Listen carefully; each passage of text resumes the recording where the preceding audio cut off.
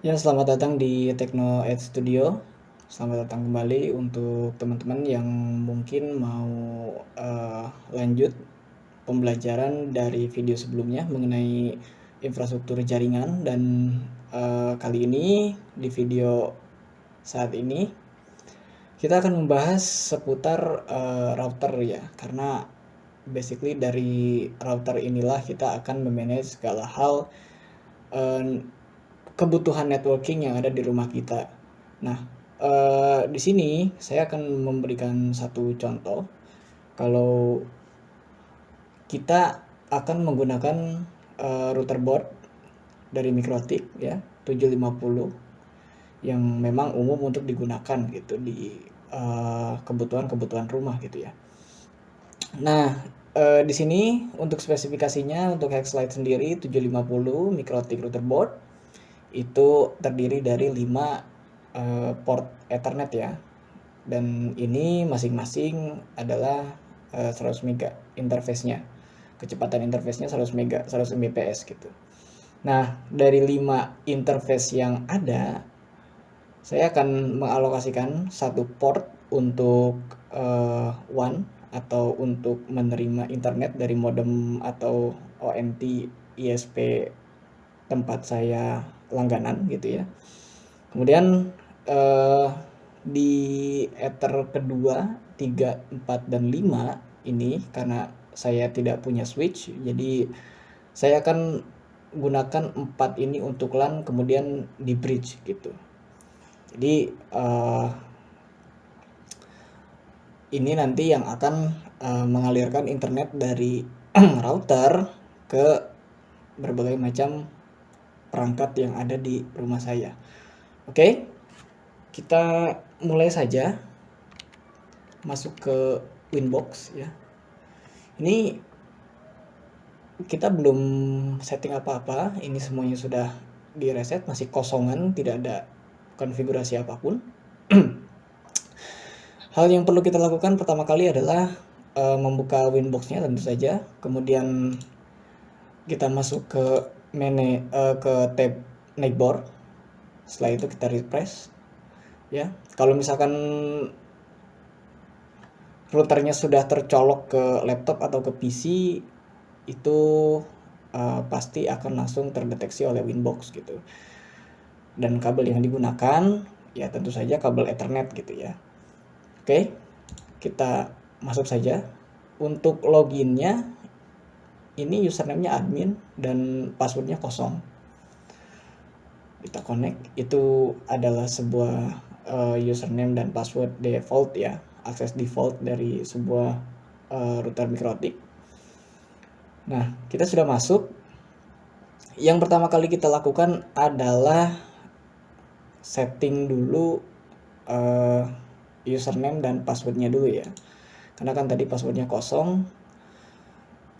Kita masuk ke sistem, tab sistem, kemudian kita masuk ke user. Nah, ini klik 2 kali, kemudian klik password, masukkan new password kita coba masukkan new password kita, kemudian kita confirm password yang baru saja kita create, kemudian kita apply oke. Ini pun sama, kita apply, kemudian kita oke. Untuk ngetesnya kita tinggal masuk ke new terminal. Di sini ada new terminal. Nah, dia akan otomatis meminta login dan passwordnya, user passnya. Tadi user passnya adalah, loginnya adalah admin. Kita enter. Nah, passwordnya sesuai dengan apa yang kita tambahkan tadi. Oke, jika berhasil maka dia akan langsung masuk ke admin @mikrotik di sini ya. Oke, kita close terlebih dahulu. Langkah kedua selanjutnya itu kita harus setting dulu bridge-nya ya, karena kita nanti akan menggunakan port 2 sampai port 5 ya untuk di bridge dan dalam satu DHCP server gitu. Oke, langkah selanjutnya adalah kita tambahkan, klik saja plus yang ada di sini ya, di tab bridge, kemudian klik plus, kemudian apply saja langsung. Setelah itu kita pindah ke tab ports, kemudian kita tambahkan.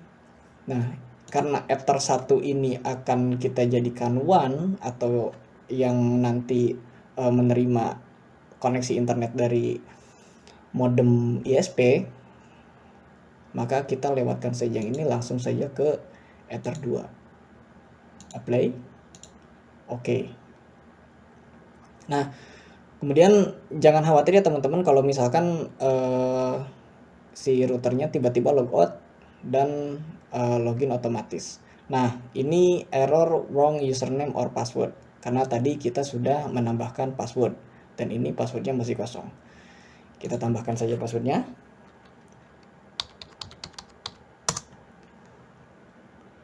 Yap, berhasil masuk. Setelah itu kita tambahkan port 3, 4, dan 5 ya. Oke.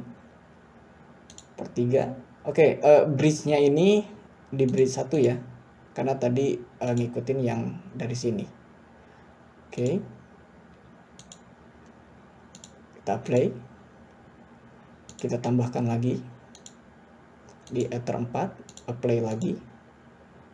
Tambah lagi Ether 5, apply, dan oke. Di sini port 2, 3, 4, dan 5 sudah di bridge. Artinya nanti kalau misalkan kita setting DHCP server, kita colok kemana saja, ke 2, 3, 4, 5, port mana saja itu akan satu segmen IP ya. Nah, kemudian untuk WAN-nya sendiri, untuk Ether 1-nya sendiri, kita akan setting DHCP client. DHCP client itu simpelnya sih dia itu yang menerima DHCP server dari modem gitu. Oke. Kita langsung masuk saja ke menu IP, tab IP di sini. Kemudian kita pilih DHCP client. Oke. Setelah itu kita tambahkan. Nah, sini kan ada bridge 1, Ether 1, Ether 2, Ether 3, Ether 4. Karena WAN-nya akan kita taruh di Ether 1, maka kita tinggal pilih Ether 1. Setelah itu apply. Oke. Nah, ketika sudah bonding, kita akan melihat IP address dari DHCP server yang ada di OLT atau di ONT atau di modem ya. Kemudian untuk ngecek kalau misalkan ini udah ada internetnya, kita tinggal masuk ke terminal. Kita tes, kita ping ke Google ya. Ping ke Google 8888. Kita enter. Nah, kalau sudah replay seperti ini, artinya router ini sudah mendapatkan koneksi internet. Namun, perangkat yang nyolok ke router, termasuk ini laptop yang saya pakai, itu belum mendapatkan internet. Masih unidentified network. Kita lihat saja di sini. Kita detail. Nah, di sini IP-nya belum dapat. Karena memang si routernya itu belum di setting DHCP client. DHCP server gitu. Kita close saja window DHCP clientnya. Sebelum setting DHCP server, kita perlu setting IP-nya dulu atau menambahkan IP-nya gitu. Caranya tinggal klik saja IP, kemudian masuk ke menu address. Nah, ini kan ada satu IP nih, 172.16.255.217. Dan ini sebenarnya IP yang didapat dari modem atau dari ONT yang punyanya ISP ya. Kemudian kita buat IP untuk user gitu, untuk perangkat-perangkat yang nanti akan nyolok ke router 750 ini. Kita tinggal tambahkan saja. Nah, kita basic saja ya. Kita akan menggunakan IP yang umum digunakan, yaitu kelas C/24. Kita masuk saja 192 168, kita kasih segmennya segmen 2, kemudian titik 1. Ini IP untuk routernya gitu. Kalau tadi IP yang didapatkan router dari modem. Kalau ini IP yang akan nempel di routernya gitu. Kemudian kita kasih /24 biar nanti dapat IP-nya sekitar 250-an lah. Nah, interface-nya di sini ada interface. Ini kan Ether 1. Kita pindahkan ke bridge agar nanti setiap perangkat yang nyolok ke Ether 2, 4, 3, dan 5 itu akan satu segmen. Jadi IP yang didapat itu dari segmen 2. Kita play. Nah, networknya sudah ada 192.168.2.0 itu IP networknya. Kalau misalkan belum paham, bisa teman-teman baca-baca lagi di searching di Google ya mengenai subnetting. Oke. IP sudah ditambahkan. Kemudian kita perlu setting DHCP servernya. Baru kita masuk ke IP lagi, kemudian kita pilih DHCP server. Nah, di sini untuk DHCP server sendiri kita tinggal klik DHCP setup. Nah, DHCP server interface-nya itu kita arahkan ke bridge ya. Ke bridge. Kita next saja. Nah, IP yang sudah ditambahkan tadi yang ini yang 192.168.2.1 itu akan otomatis terdeteksi di sini ya di DHCP setup. Oke. Kita next saja.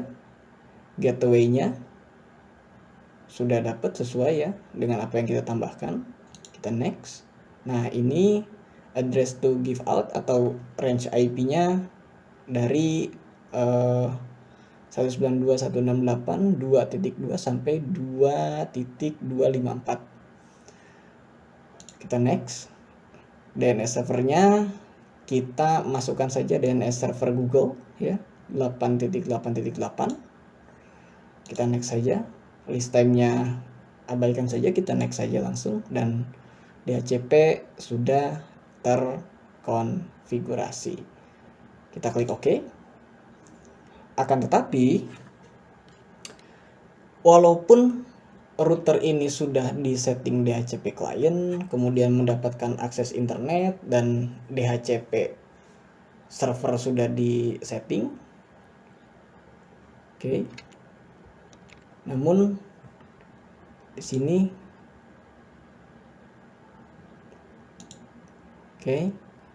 sudah dapat IP-nya ya dari 2.254. Namun untuk internetnya belum bisa terhubung gitu. Coba kita tes ya. Masuk ke browser dan kita pilih salah satu saja, contoh YouTube. Nah, dia belum dapat internet.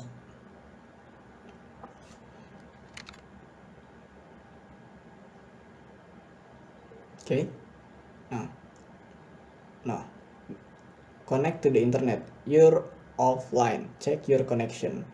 Ini belum mendapatkan internet. Si PC ini belum mendapatkan internet karena walaupun sudah mendapatkan IP address dari router, kita belum setting NAT di firewallnya ya.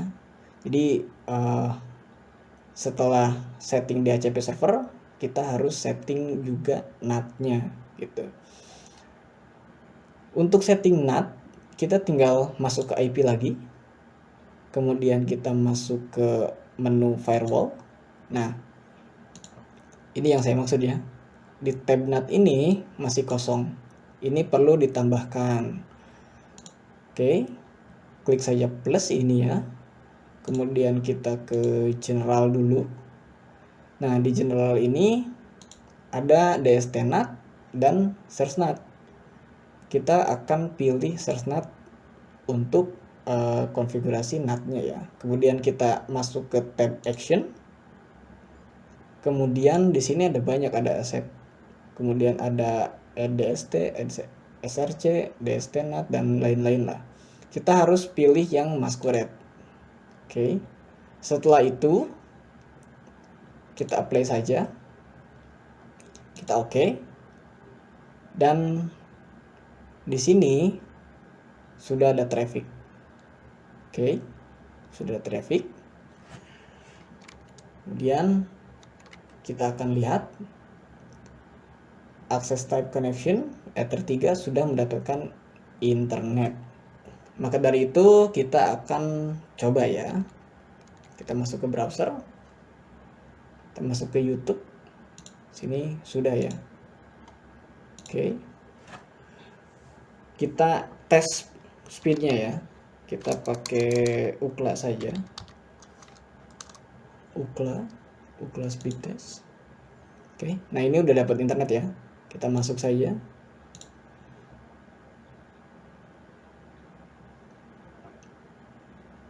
Dan kita akan langsung melakukan speed test di sini.